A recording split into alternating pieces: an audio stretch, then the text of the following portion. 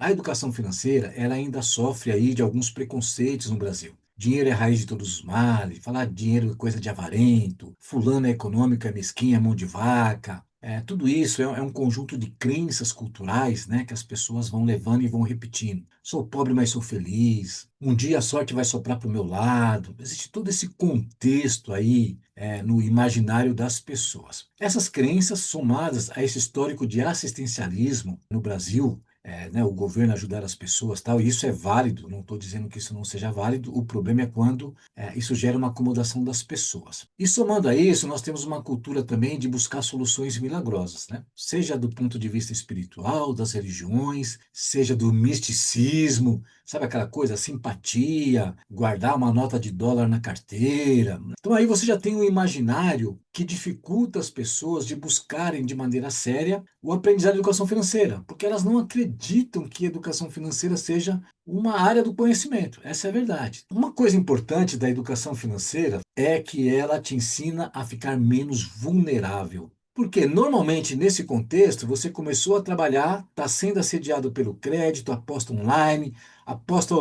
cortar caminho, um atalho. Opa, peraí, será que eu posso acelerar o meu enriquecimento? Não, mas eu sou esperto, eu não vou me viciar, não, eu vou usar só um pouquinho. Então, o que que nós temos? Nós vemos uma sociedade reproduzindo um ciclo contínuo de descontrole. Faz alguns anos que eu comecei a ficar atento nessa notícia do endividamento, e lá atrás, a primeira notícia que eu vi era 60 milhões de endividados. E esse número só continua aumentando. E a gente nunca teve educador financeiro, nunca teve livros, nunca teve influenciadores de finanças, mas a inadimplência continua aumentando. E as pessoas estão trabalhando. Agora, e se houver uma crise novamente? Como é que vai ficar a situação? Você tem reserva financeira? As suas dívidas estão sob controle? Como é que você está organizando a sua vida? Como é que você está gastando o seu salário? Você está vendendo o seu fundo de garantia para o banco? Você está vendendo o seu 13º para o banco? As pessoas vivem no automático, ouvindo essas questões sobre prosperidade, sobre enriquecimento, e elas ficam olhando para isso e elas perdem a oportunidade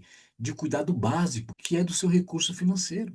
A educação financeira te ensina a cuidar com muito zelo do seu recurso financeiro, porque é a partir desse seu recurso financeiro, que é fruto do seu trabalho, que você vai ter qualidade de vida, inclusive você pode enriquecer. Mas para isso existe um contexto de cuidado, de multiplicação. Esse misticismo que existe nas pessoas, de buscar sorte, de buscar questões espirituais, de buscar gurus da mentalidade, né? Você é a média das 5 pessoas com as quais você se relaciona. Não, afaste-se dos seus parentes, os seus parentes estão te atrapalhando, mude de lugar, vá morar em Alphaville, se relacione só com gente rica. Isso é baita de um misticismo, de uma crendice que muitos oportunistas colocam que não tem sentido.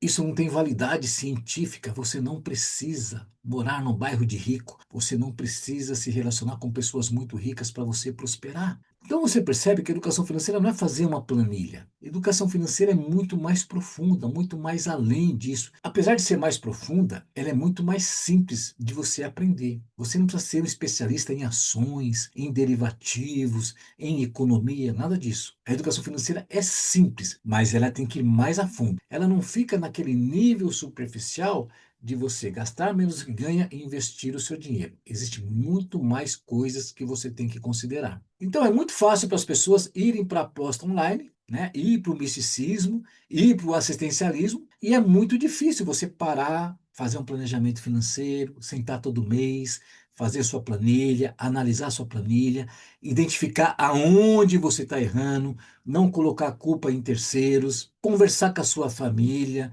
ir se reorganizando, ir eliminando as dívidas, rever o seu conceito de sucesso, de prosperidade. Por quê? O analfabetismo financeiro ou a educação financeira, ambos vão ter impacto na sua vida pessoal, familiar, profissional, social e espiritual. Educação financeira não é uma questão básica de você ter reserva ou investir melhor. É uma questão de produtividade, de criatividade, de crescimento profissional, de saúde mental, de saúde física, de saúde familiar, de saúde nos relacionamentos, de mais espiritualidade, de mais qualidade de vida, de mais sensação de realização pessoal. Entrando aqui na questão do trabalho, pessoas endividadas são menos produtivas, faltam mais no trabalho, saem mais do trabalho, pedem as contas para sair, não fazem o trabalho com excelência porque estão desconcentradas. Esse é o papel da educação educação financeira? Abrir a sua mente e te dar subsídios, te dar conhecimento, te dar orientações, te dar informações para que você não cometa erros. Então, a educação financeira, ela te ajuda a você administrar o seu dinheiro no presente, o seu recurso financeiro, o seu salário, a sua renda. E aqui vale também para o profissional liberal, para o empresário, o seu prolabore. Só que, além de eu pensar no meu presente, eu tenho que pensar no meu futuro. Nós temos um país que está envelhecendo cada vez mais. Como é que é a situação do trabalho hoje? Menos jovens trabalhando, mais pessoas se aposentando. Quantas e quantas pessoas nem contribuem com o INSS? Então, além dessa aposentadoria tradicional, eu preciso criar um plano complementar. Eu preciso criar um recurso financeiro para eu usar lá no futuro. Então agora começa a ter mais sentido. Você não poupa dinheiro porque você é um avarento, porque você é um mesquinho. Você poupa também para o seu futuro. Você poupa para os seus sonhos, para os seus objetivos. Você quer comprar um carro, você quer comprar uma casa, você quer fazer uma viagem, você quer fazer um curso.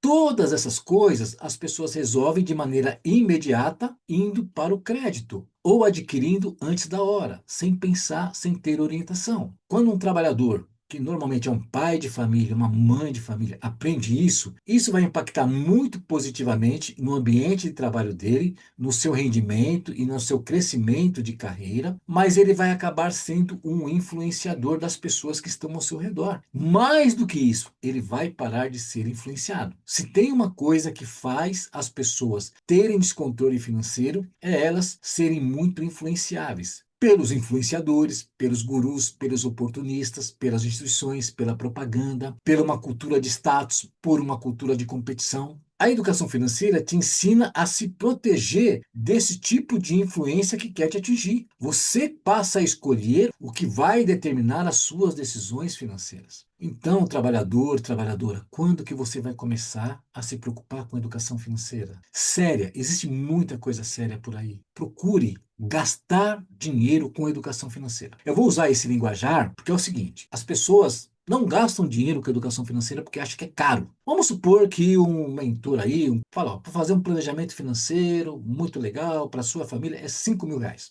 Isso é muito caro. Mas a pessoa ela gasta de Uber R$ 1.000 por mês, 12 mil por ano. Ela gasta de iFood com coisas supérfluas, desnecessárias, R$ 1.000 por mês, mais R$ 12.000 por ano. Só aí já foi 24 mil. Você não precisa abrir mão totalmente do Uber, você não precisa abrir mão totalmente do iFood. As pessoas, se fizerem essas contas do que é possível tirar para investir em educação financeira, essa continha daria mais de R$ 50.000. Então ele gasta sorrindo R$ 50.000, que vai dar aqueles prazeres momentâneos, que tem que ter prazer. Não estou falando que você tem que se tornar um avarento, não é isso. A educação financeira não te torna avarento. Mas, cara, tira desses 50 mil que você gasta com um monte de coisa durante o ano, faça uma continha básica aí e gasta com educação financeira, porque daí você vai potencializar o seu crescimento financeiro em tantas áreas e não vai ser só na parte monetária. A sua qualidade de vida, a sua motivação, a sua produtividade, o seu relacionamento. Você vai falar assim, Júlio, eu investi 5 mil e não tem preço. Foi mais que 50, foi mais que 100, foi mais do que 1 milhão. Não tem preço. Gente,